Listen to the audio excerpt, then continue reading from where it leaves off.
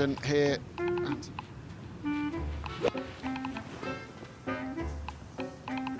It might be 2 shots gone here at 17. For most people, bunker shots can be dreaded.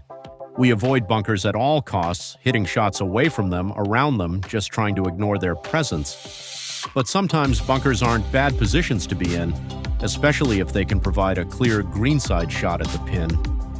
Obviously, we want to aim for the green or the fairway, but we don't want to jeopardize a good position by trying to avoid bunkers fully.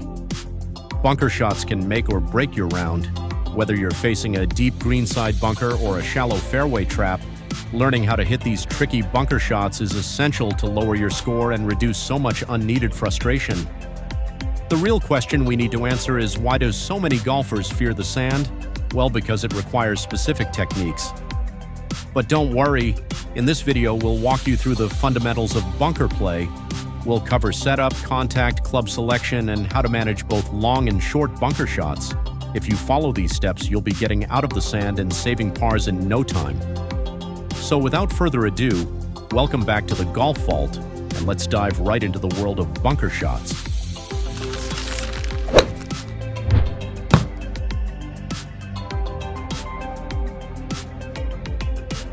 The setup.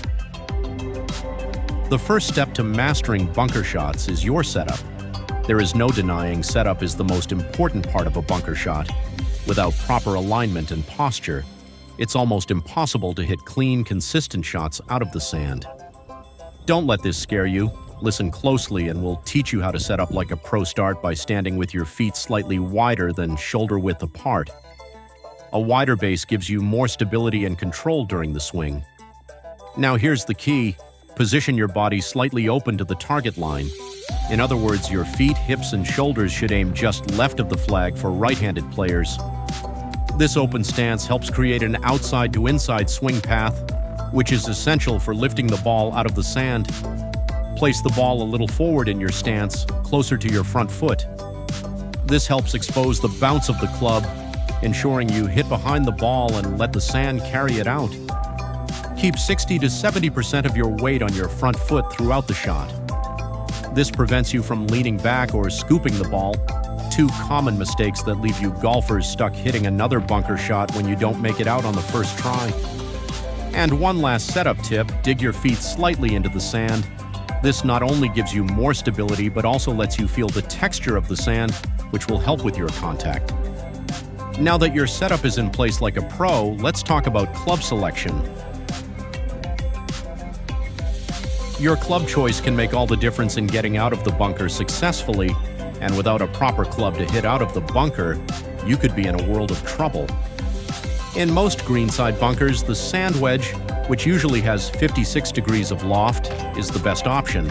After all, it's called a sand wedge for a reason. Its design helps the club slide through the sand and generate enough height for the ball to land softly on the greens. But what if you're facing a deeper bunker or need to clear a high bunker lip? Sounds like a disaster to me, and I can't imagine most of you step up to these shots with confidence or even face these scenarios a lot of the time. In those situations, you might want to reach for a lob wedge with around 60 degrees of loft. It will give you more height and spin, perfect for delicate short bunker shots. Maybe you don't have a 56 degree in that case, just opt for your 56 degree, but open the face even further for more loft.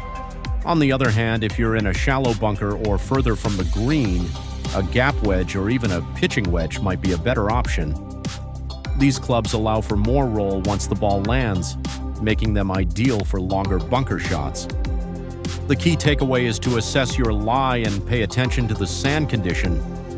Softer, fluffy sand will require more loft, while firm or compact sand might call for less loft and a steeper angle of attack.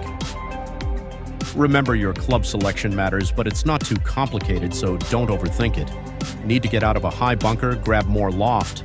Shallow bunker, less loft. And a further shot, grab a pitching wedge or 9-iron.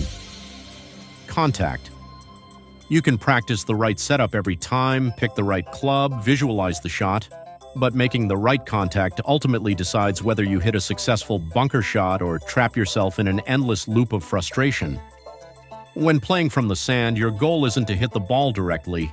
Instead, you want to hit 1 to 2 inches behind the ball, letting the sand lift and carry the ball onto the green. I know it seems weird, how can the ball travel accurately without hitting it directly? But the only effective way is to hit the sand and not the ball. Focus on the spot behind the ball. Pick a spot about 1 to 2 inches behind the ball and aim to make contact there. This ensures the club slides under the ball instead of digging into the sand too deeply. Use the bounce of the club. The bounce is the part of the club that keeps it from digging too much into the sand. If you open the face slightly, you'll expose the bounce more, allowing the club to glide through the sand more easily. The bounce is all about feel. Imagine your club bouncing off the sand behind the ball, projecting the sand into the ball forward and trampolining everything towards your target. Another critical component is your follow-through. Follow-through is absolutely essential. Make sure you commit to the shot and follow through fully. A common mistake is decelerating or quitting on the swing halfway through, which often leads to fat or thin shots. The swing itself should feel smooth and controlled. Think of it as a splash more than a regular golf shot. You're not trying to scoop the ball. Instead, you're splashing sand onto the green with the ball riding along feel. When it comes to bunker shots, feel plays a crucial role. Developing the right touch can take time, but here are a few tips to help you build that confidence. Practice hitting the sand. Spend time at the practice bunker focusing solely on hitting sand without worrying about the ball. This will help you get used to the correct depth of contact. Visualize a splash. Imagine the shot as a splash of sand rather than a precise strike. This mindset helps reduce tension and encourages a smooth, relaxed swing. Adjust your grip pressure, keep your grip light, and about a 3 or 4 out of 10 on your squeeze scale. Too much tension in your hands can make it harder to feel the club head and control the shot. The better you understand how the club interacts with the sand, the more confident you'll be in real situations on the course. You don't want to be white-knuckling bunker shots out of worry you'll get stuck in it again. This kind of thinking can only lead to more frustration. Just worry about getting that ball onto the green. If it doesn't go in the hole, that's okay. Just get onto that putting surface and your life will be a whole lot easier, and your scores will thank you too. That's the real bonus. Enough with the double bogey from the bunker. It's time to start getting up and down for par outro. And that's it for today's lesson on how to effectively hit bunker shots. Remember, bunker play isn't about perfection, it's about consistency. Master your setup, pick the right club, focus on hitting the sand, and develop that smooth feel. With a little practice, those dreaded bunkers will soon become just another part of the game you can handle confidently. If you found this video helpful, be sure to give it a thumbs up, and don't forget to subscribe to the Golf Vault for more tips to level up your game. Thanks for watching, and we'll see you out on the course, hopefully not spending too much time in the sand.